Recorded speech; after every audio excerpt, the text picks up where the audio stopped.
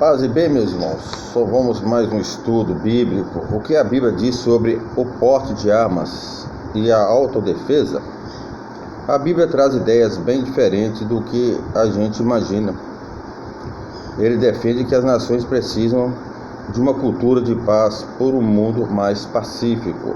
Mas quando a cultura não é suficiente para pacificar o mundo, você precisa fazer um exercício de força contra as violências que vêm contra você. Jesus portou uma arma. Meus irmãos, o que vocês vão ouvir aqui está dentro da Bíblia, tá certo? Realmente Jesus portou uma arma. Hoje nós conhecemos hoje armas de fogo e arma branca.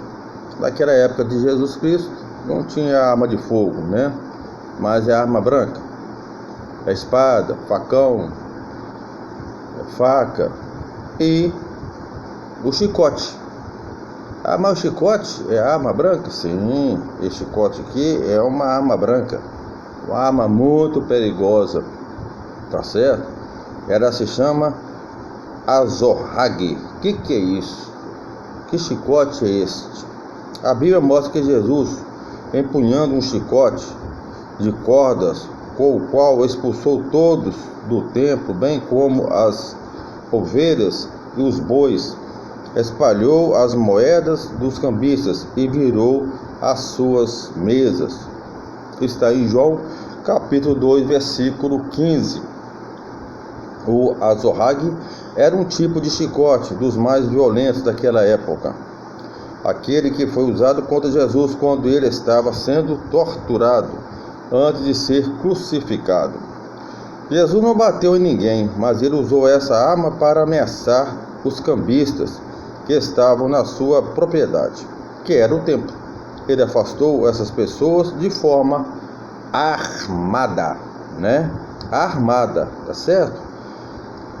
Armar-se e usar essa arma de forma correta não é um ato pecaminoso e não é um ato que ofende a Deus, tá certo, meus irmãos?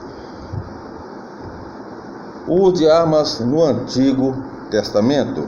Cristãos podem dar tiro por aí? Pode andar com arma na cintura? No Antigo Testamento, onde há muitos relatos de guerra, se você espremer, escorre sangue, porque no Antigo Testamento Deus se apresenta como Deus da guerra. É o Deus que usa Israel também como uma força militar, que a gente vê aí, meus irmãos? Se a gente for procurar a história aí, Josué, na época de Josué, teve um exército, Josué aí, amando de Jesus, obedecendo Deus, que nesse caso seria Jesus Cristo, porque naquela época não se falava Jesus, falava Deus, mas era o próprio Jesus Cristo, obedecendo Jesus Cristo aí. Josué venceu muita guerra para conquistar a terra prometida. Aí a gente dá um salto aí, Chega aí a monarquia, Saul, Davi, Salomão, todos eles aí eram armados, para a guerra, espada, arco e flecha. Então Deus, o meu Deus, o seu Deus eu não sei, mas o meu Deus, que é Jesus Cristo, que 3 é um, Pai, Filho e Espírito Santo, Ele é o Senhor da guerra, tá certo? Ele é o Deus da guerra.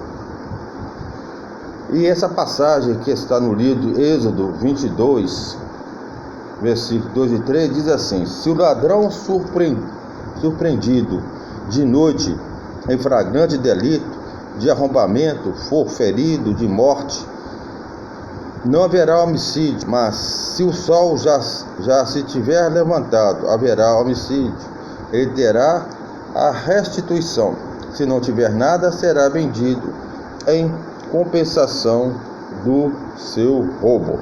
Quer dizer que quando está tudo escuro e alguém invade a sua casa, colocando sua vida em risco, você usa de força até letal para proteger a sua casa e sua família. não será considerado pecado perante a Deus. Então, perante ao meu Deus, se eu tiver uma arma dentro da minha casa e alguém entrar dentro da minha casa, ameaçando a minha família, me ameaçando, então perante ao meu Deus, eu posso atirar nessa pessoa. E se a pessoa vir a morrer, eu não estou cometendo nenhum pecado perante ao meu Deus. Agora, perante a lei dos homens, aí vai depender aí de quem você aí colocar na presidência, né, como nosso presidente, tá certo? Mas perante ao meu Deus, eu não estou cometendo nenhum crime, nenhum pecado, tá certo? Se isso, a justificativa para esse texto é a autodefesa. Se você ou sua família corre risco de morte, defender-se não é um erro, mesmo que o agressor morra. Mas aqui fica claro que não foi morte intencional, já que no meio da noite não foi possível identificar a intenção do ladrão. Se for durante um dia e o ladrão for morto propositalmente por conta de um bem material, então aquele que defendeu o seu bem está errado aos olhos de Deus. Então, quer dizer, se entrar aqui dentro da minha casa para roubar, se eu atirar, dependendo da situação, né, eu posso também, perante ao meu Deus, ser culpado. Mas, eu repito, se ele entrar dentro da minha casa e ameaçar a minha família, eu estou na defesa de mim e da minha família. Então, eu não estou cometendo nenhum pecado se eu vim atirar nessa pessoa, essa pessoa vir a falecer. A autodefesa é definida pela Bíblia. Se durante um roubo a vida é colocada em risco, né, que eu estou falando aqui, durante o processo, se uma arma está apontada para você, o cara está dentro da sua casa e você não sabe quais são as suas intenções dele, o uso comedido de violência de forma proporcional, que pode chegar a uma violência letal, é completamente permitido por Deus, né? Defender aí a família, aí, né? A minha vida e a família e a vida da minha família. Violência contra um agressor em caso de estupro. A ideia não é que a violência é permitida no Antigo Testamento só para você se defender e defender sua casa, mas também defender aquele que está numa situação de vulnerabilidade. Imagine uma pessoa sendo violentada sexualmente, e o que você faria? Você tem que, de alguma forma, segurar o cara, apagar o cara, dar um mata-leão nele, dar uma pancada na cabeça. Não há como proteger uma pessoa que está sendo atacada sem ser de forma violenta. Você não vai dizer: moço, por favor, você poderia, por obséquio, retirar-se deste ato forçoso contra essa pessoa? Isso não existe, né, meu irmão? Esse tipo de conversa aí, né? Isso aí é para boi dormir, como diz o outro. Isso aí é conversa para boi dormir. Isso não existe. Então, se você chegar e encontrar uma pessoa violentando a outra, você tem que agir, meu irmão. Você tem que agir mesmo, com força, né? Se for possível aí, dar uma pancada na pessoa, dar uma facada, sei lá, o que tiver na sua mão aí, porque a partir do momento que a pessoa está cometendo um ato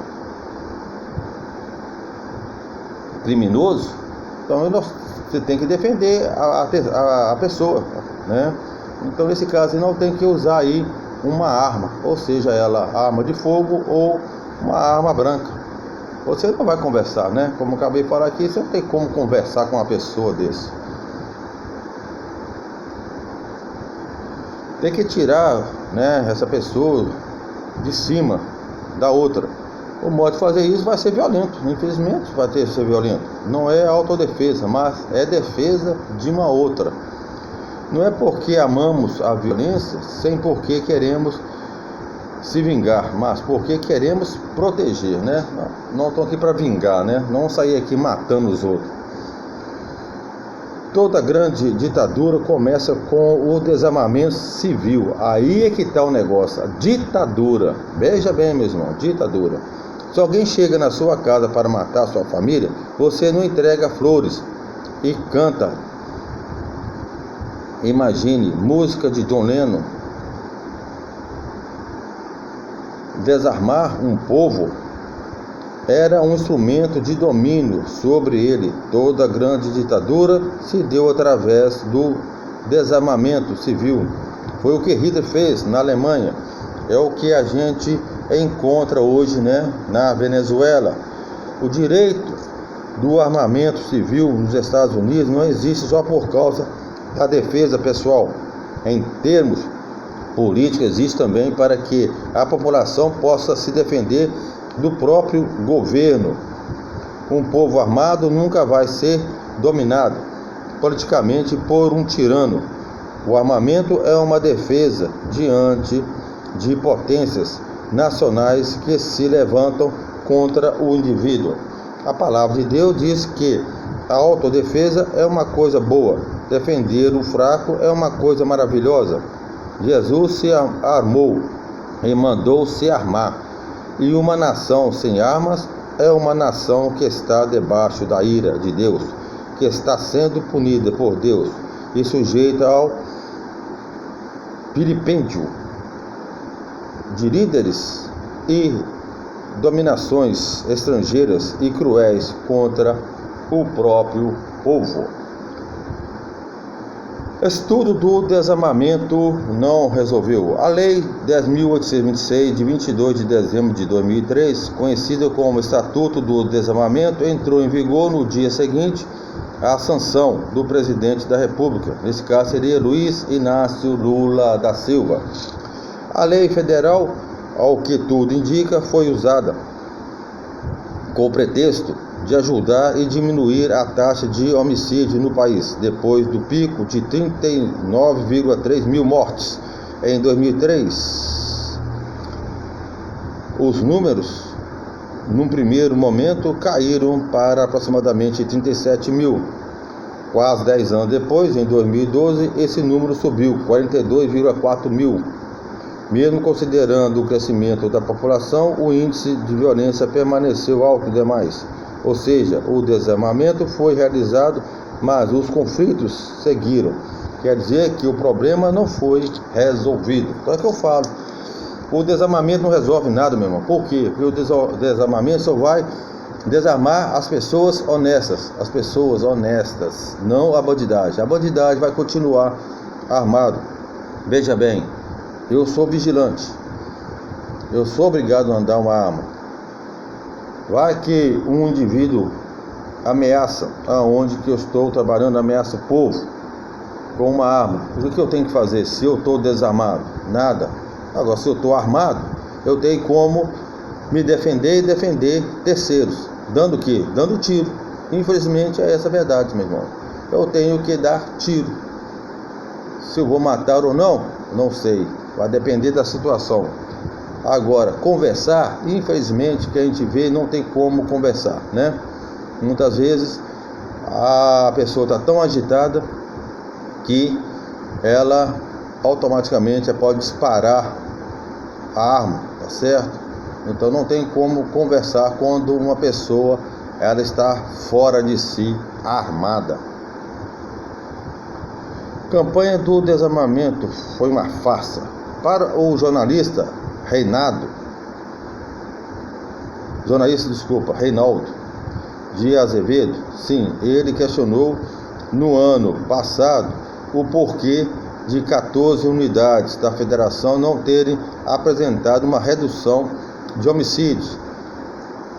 Deveria deixar claro que a queda de 11% no número de homicídios entre 2004 e 2010 se deve basicamente a São Paulo e Rio.